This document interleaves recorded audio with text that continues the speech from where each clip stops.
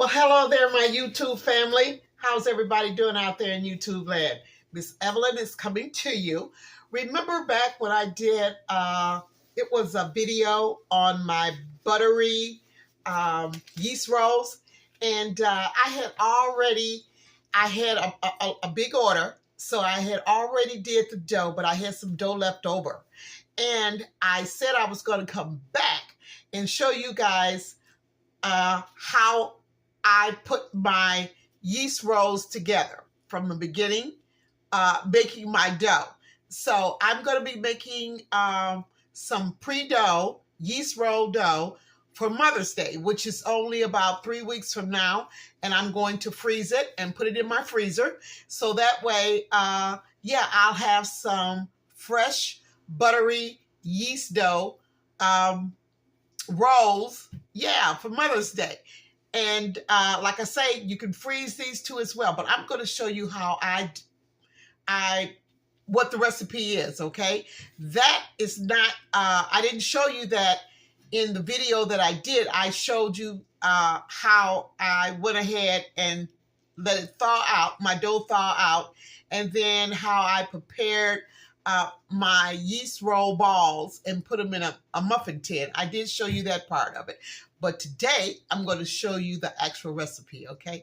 All right, let's take you over here to my makeshift sink here. And I'm just going to lower you down just for a second because there's nothing on there right now, but it will be. Now, I'm going to start off with, now you can use tap water, okay? But your water has to be at least at least about 105 to 115, okay, temperature. So I've got my little temp here, my little thermometer, and I just use regular tap water because my water here is pretty warm, so I don't have to boil it in order to reach that temperature. So right now, and this is a half a cup of water. Right now, it's about 100. Oh, let's see here. I got a little glare here. It's about 105, so that's really good. That's really good. About 105, 106. Okay, so what I'm going to do, put this away. And I have my yeast. I have 2 tablespoons of active dry yeast. And inside of there, I put like a teaspoon of sugar because what sugar does, it activates and it speeds up the process of the yeast, okay? Now I'm going to go ahead and I'm going to pour my half a cup of 106 degree water into my yeast here, along with my sugar. Let me get my little whisk here. I'm just going to just mix that because if you don't want your water to be hotter than that, because what'll happen is if it's too hot, it'll kill your yeast. And then you have to start all over again. And what I mean by killing it, your dough won't rise. You just have to, you just have to start all over again with your yeast, okay? Now I'm going to let this set. Should take about maybe no more than a few minutes to start activating, okay? That's what's going to happen. So I'm going to set this over here out the way, and I'm going to grab my saucepan here. Now this is what I'm going to be mixing together to add with my yeast, okay? I've got, well, let me get my stuff here out the way here. Alrighty. In my container here, I have 1.5 cup of regular milk, just regular milk, no buttermilk, just regular milk. And to that, I'm going to add 1 egg. And my egg is at room temperature as well as my milk. So everything is at room temperature. Okay. I'm just going to give that, I'll stir that up pretty good here. Yeah, nothing smells, oh my goodness, or should I say nothing can beat the smell of homemade buttery yeast rolls. Make it for your mom, for Mother's Day, for Resurrection Sunday, which is on tomorrow. But you can still make this ahead of time. Yeah, you sure can. For the holidays or just any Sunday. Make it for Sunday dinner. Homemade yeast rolls. I tell you, once you start making them, you won't be buying those old rolls that they have in the store. But I know they're easier and they're more convenient. But once you taste some homemade buttery light yeast rolls, I think you will be sold. And once you start doing this here, it don't take long. It really don't. Before you know it, hey, you'll put it together so quickly and it'll be from the oven to the table before you know it. Okay, so I've got my egg beaten up in my milk. Pretty good. Now, to that, I'm going to add a 1/2 cup of sugar. Put that in there. Give that a stir. Okay. Yep, just like so. Stir that around pretty good. Now, here I have 4 tablespoons of butter shortening. Okay, just 4 tablespoons. And I'm going to put that in there too as well. And of course, that's room temperature too as well. Because what I'm going to do, I'm going to be putting this on the stove. And I'm going to get it up to 115 as far as in temperature wise go. Because I don't want it to be any hotter than that. Okay. So this is the next step before I add, before it's added to the yeast. Okay, got that stirred up there pretty good. I'm just going to pour that into my pot. There we go. Okay, looks good. Let me just grab my thing here. Okay, now I'm going to go over to my stove. Let me turn this on right quick here. And I'm going to get this heated up to about 115, okay, in temperature. And then I'm going to come back. My yeast, if you can see, okay, I'm going to lower this down just a little bit here so you can kind of see the bubbles. Can you see that?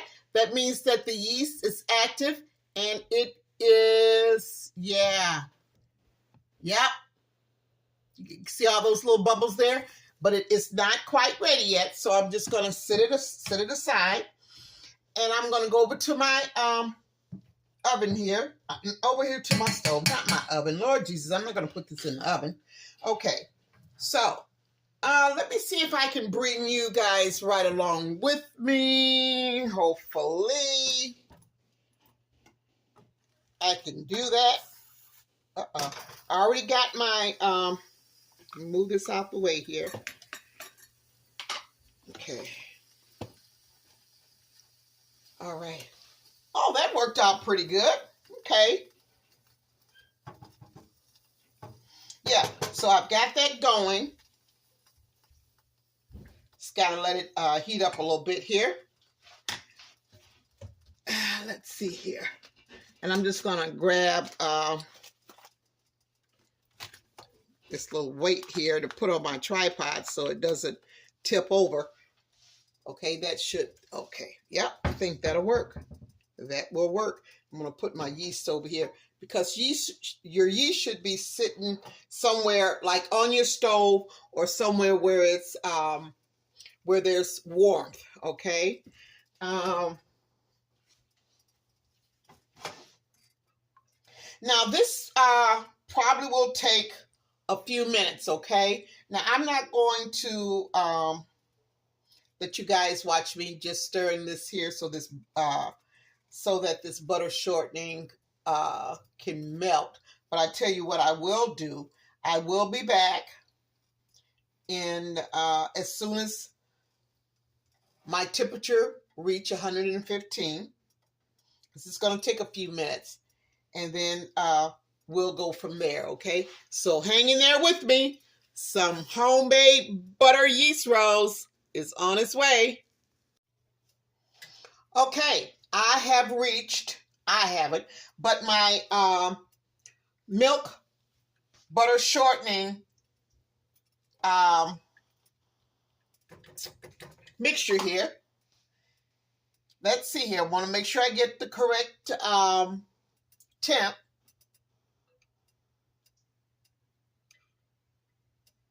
It's climbing because I don't want to go over 115. Now I can do 110, I can do 112, but I don't want to go over 115.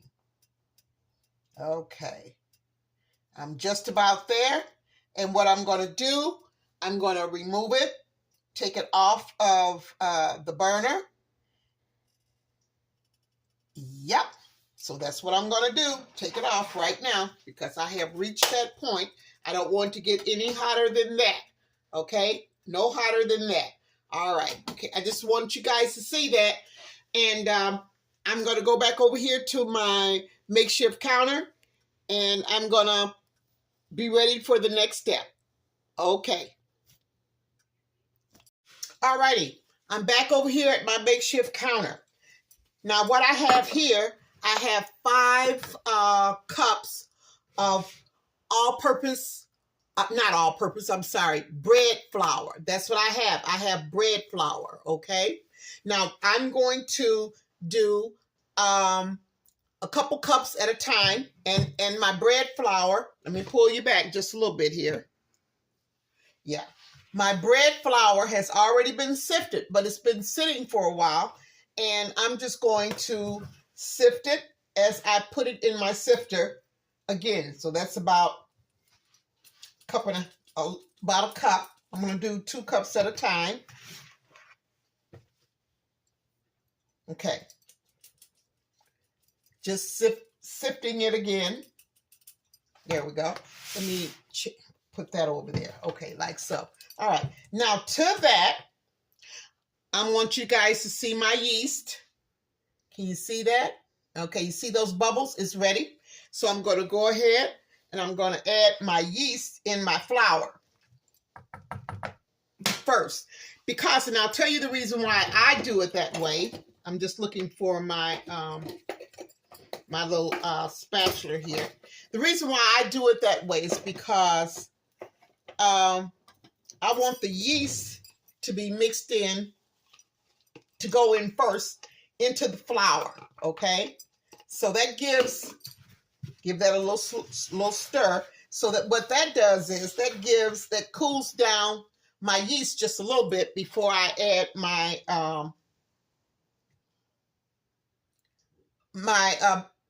liquid mixture in here, okay? So I'm just going to put a little bit, pour that in there, all of that in there, just like so.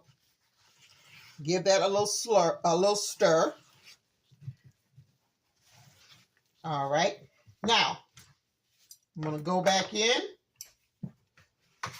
with some more flour.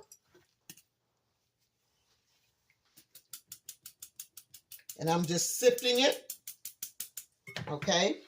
Because if you let flour sit too long, you know, it just, it gets dense. So that's why I always like to sift again to make it fluffy and light. Okay. All right, there we go. Boy, I can smell the yeast. It smells so good. I love the smell of yeast. I really, really do. Bread yeast. Oh my goodness. I think it's the best smell in baking, just about, especially when you're doing breads, I tell you. Okay. There we go. Just like so. And I'm just taking my spatula and I'm just like folding it over into the wet. Yep, just like so. Just folding it. I'm not stirring it and mixing it real hard or anything because I want a light, fluffy, buttery yeast rolls. Okay, let me dump all of that in there. Voila. Okay. There we go. Okay. Move this stuff out the way here. Yeah, I'm just going to get all this here kind of like mixed in just a little bit. Now I'm going to go in with my hand here.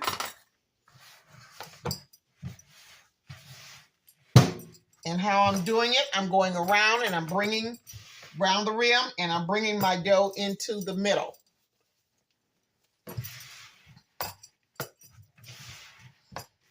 Just like so. This dough is weighing down my glove here. These gloves are a little bit larger for my hand than normal. I've got, I think I got a medium size gloves. And I normally do small, but I ran out of my small, so yeah. Okay. And you can do this without gloves, you know. You really can. And sometimes it's either way it works pretty good. But my hands stay in water so much, I just try to not have my hands in bare hands in water as much as I normally do. So yeah.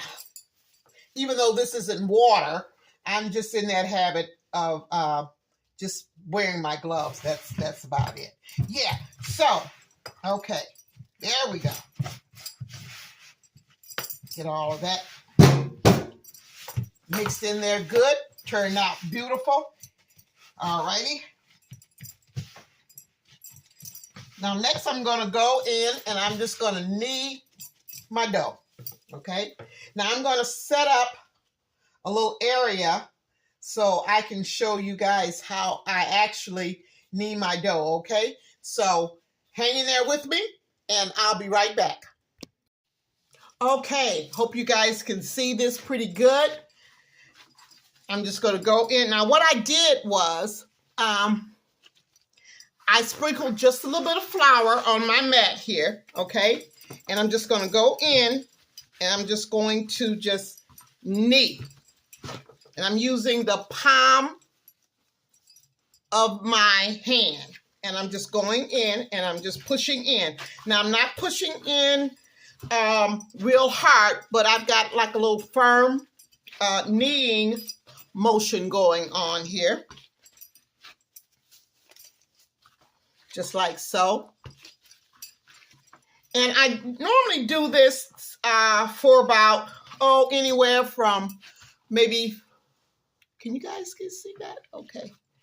Anywhere from maybe 5 to about 5-7 minutes, you know, just give it a good kneading. This dough is just so light. And look at that. I want to show you how beautiful that dough is. Can you see that? It is really beautiful. Okay, move that back some. Yeah. It's hard for me to see if you guys are actually seeing what I'm doing because I'm at a different angle and position in my kitchen. And it's kind of hard for me to actually see that. But I think I'm on track. I think you guys can see that. Yeah. Yeah. So now you don't want to add too much flour to your dough. And the reason why when you're kneading it is because when you add more flour, bread flour to your dough, you're going to have a tougher and a heavier dough. So when you're when your yeast rolls are baked, they're going to be very heavy and yeah, and doughy. Put it that way. So you don't want that. You want your dough ball to be light, and when you bake it off, you want it to be airy, like a little feather, like. Okay, so this is how I do my yeast roll, my yeast dough. Okay, now I hope you guys try this here. It's never too late. It's really simple, and you know, if you do it a few times, make you know, the best way to do it, I can suggest, is to get some practice in every other Sunday, or maybe it don't even have to be for Sunday dinner. It could be for maybe make some yeast roll dough for a friend, or take it by your mom's, or just have a reason to make some instead of running to the store buying it. You will really, once you taste this here, you will really see the difference. And I think that you will just be like, you know what? I wished I had learned how to do this back in the day, because yeah, this is some yum. You hear me? All righty. So I just want you guys to see that. Thank you so much for subscribing. Thank you so much for enjoying my shorts. And check out my video, and it's entitled Buttery Yeast Rolls. And then you can see how I finish preparing my dough for the oven to be baked off. Okay, thank you guys so much. Oh yeah, the notification bell. I've never actually said that before, but if you guys want to know when I've uploaded a video, hey, push that notification bell, and you'll be notified every time Loving Some Good Eats is on your radar. Okay, thank you guys so much. Happy Resurrection Sunday. Just keep in mind the reason for this Sunday, and it should be the reason every day, not just this Sunday, but you know, yeah, amen. Thank you guys so much. Have a blessed, wonderful week, and I will see you guys on the next Loving Some Good Eats, y'all.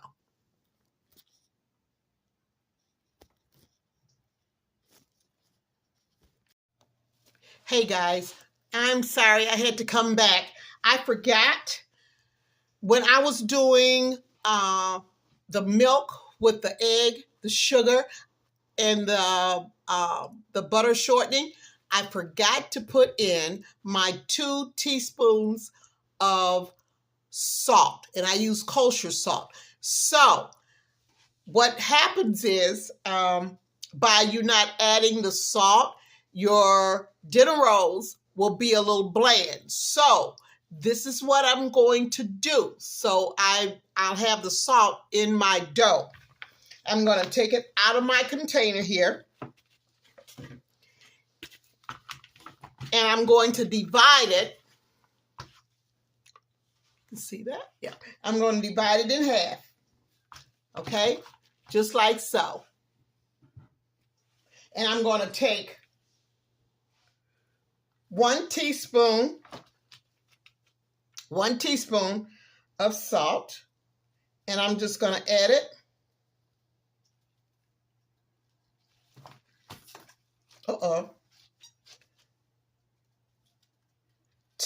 I messed around and I spilled my salt here. That's okay, no big deal. I'll just scoop that up. Yep, just scoop that up and just add that to my dough. Just like so. Yeah, I'm sorry, that was, and then you want to go in, I'm going to go in, and I'm going to knead half of that dough at a time and work that salt into my dough.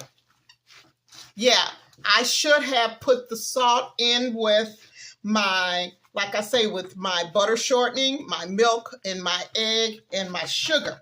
And I did not do that, so I had to come back and make sure that I let you guys know that and show you if that ever happens. If you forget, this is what you do, okay? You divide that dough in half and you sprinkle that salt, 2 teaspoons, but take 1 teaspoon at a time and divide it between the dough, and then put the other teaspoon and do the same thing. And the reason why I say that is, instead of putting the 2 teaspoons together just in one clump of dough, you want to make sure that your that salt is even out throughout the dough. That's why I divided it up into 2 parts here. Okay, there we go. So I'm sorry about that. I got ahead of myself, but I had to come back to show you guys that, and just go in and just knead it, work it in, just like this here. Now, another thing that you need to do, because I'm going to be freezing this here, I oiled my my bucket here. Just put a little bit of oil, just a little bit, just to coat it. And I'm going to let it rise. It's got to get its first rise first. And once it gets its first rise, it'll take anywhere. It all depends on how warm your kitchen is. It may take anywhere from an hour to 2 hours. It don't matter, as long as it's doubled in size.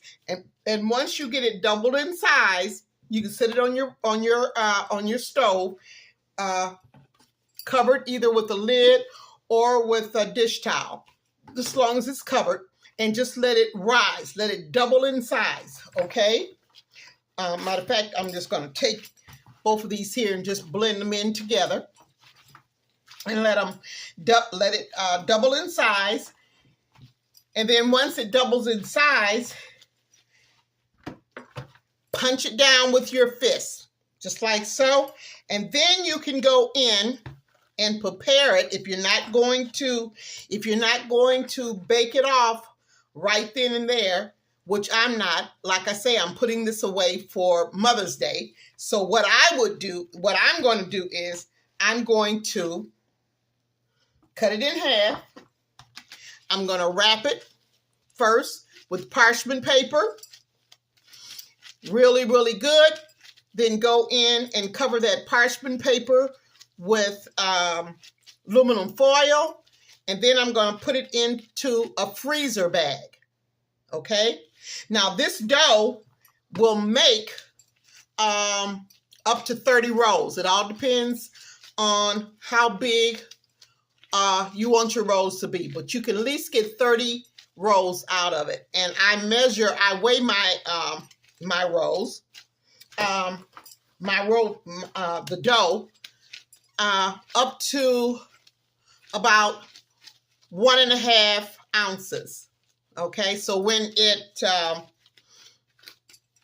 it proofs, it's going to be about 2 inches, not 2 inches. I'm sorry, it'll be 2 ounces. Yeah, so each roll will be 2 ounces. Okay, but make them as big as you want or as small as you want. That's up to you. Okay, now, like I say, make sure you put a little bit of oil inside your pan here, your bucket, and put that dough in there, just like so. So, don't forget the 2 teaspoons of salt, and I use the kosher salt. But if you do, I just showed you how you can go back and incorporate that salt into your yeast dough. Okay? Thanks again. Be blessed, and I will see you on the next Loving Some Good Eats, y'all. Thanks so much again for subscribing, and please subscribe right now if you're not a subscriber, and hit that notification bell once again, so you'll know when Miss Evelyn will be coming to you guys with some Loving Some Good Eats, y'all. All righty.